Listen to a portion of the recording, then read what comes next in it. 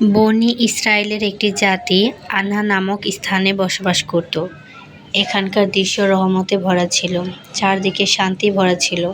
তারা আল্লাহর নামের সাথে পরিচিত ছিল। তারা আল্লাহর আদেশ জানত। তাদের একটি অপরাধ ছিল, দোষ ছিল। তারা ওয়াদা করত এবং তাদের সুবিধা মতো তা ভেঙে দিত। আল্লাহ তাদের পরীক্ষা নেওয়ার জন্য একটি দিন ধার্য করে এবং নিষেধাজ্ঞা করে যে তারা শনিবার দিনটিতে মাছ ধরা বন্ধ রাখবে। এ দ্বারা আল্লাহ তাদের পরীক্ষা নেওয়ার একটি উপদ্রব সৃষ্টি করে।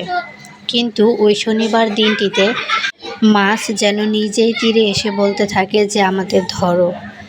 আল্লাহ ওদের লোভ এবং পরীক্ষা নিচ্ছিল, দেখতে চাচ্ছিল যে তারা তাকে কতটা মানে। এখানে 3 দলে বিভক্ত হয়। এক দল যারা আল্লাহর এই শপথকে মেনে নেয়, দ্বিতীয় দল বুদ্ধি তৈরি করে, শয়তানের প্ররোচনায় পড়ে যায়। তারা নালা তৈরি করে এবং শনিবার দিনটিতে মাছ ধরবে না, কিন্তু তাদের জালে এসে পড়বে এবং রবিবার দিনটিতে তা তুলবে। আরেকটা দল বিভক্ত হয় যারা সব দেখে কিন্তু চুপচাপ থাকে। তাদের পাপ কাজ দিন দিন বাড়তে থাকে। তারা রবিবার দিনটিতে মাছ তুলে আনে, কিন্তু বয়োজ্যেষ্ঠরা বলতে থাকে তোমরা ভুল করতেছো, ভুল পথে হাঁটতেছো। এটা তোমাদের জন্য বড় পাপ, বড় গুনাহ। এর জন্য তোমাদের শাস্তি পেতে হবে। তখন তারা বলে, কই, আমরা তো শনিবার দিনটিতে কোনো মাছ ধরিনি, আল্লাহর কথা তো অমান্য করিনি। কিন্তু তারা ভুলে গেছে যে আল্লাহ উপর থেকে সব দেখছেন। তারা শনিবারের দিন নালা তৈরি করে মাছ তাদের জালের দিকে মুখ করে রাখে এবং রবিবার দিন তা তুলে নেয়। তারা তো ভুলে গেছে যে সৃষ্টিকর্তা উপর থেকে সব দেখছে।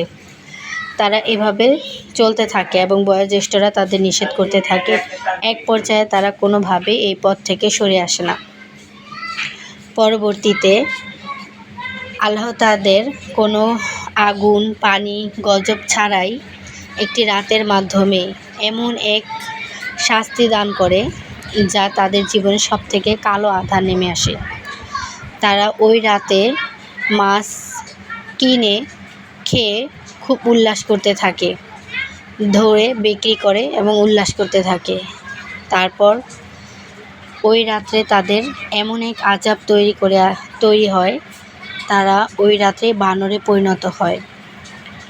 এমন হয় যে 3 দিন 3 রাত পর্যন্ত তারা কিছুই খেতে পারে না এবং 3 দিন পরে তারা মারা যায়। এ থেকে আমরা শিক্ষা পেলাম এই যে আল্লাহ যা নিষেধ করেছে সেই পথ আমাদের জন্য না, ওই পথ আমাদের জন্য হারাম। সেটা সুদ হোক, ঘুষ হোক বা কোনো দালালি হোক, আমরা ভুল পথ থেকে ফিরে আসি। এটা শুধু জাস্ট গোষ্ঠীকে বুঝায়নি, আমাদের সারা পৃথিবীর মানুষকে, মুসলিম জাতিকে বুঝিয়েছে। আমরা আসুন এই পথ থেকে সরে যাই, এই পথকে ঘৃণা করি।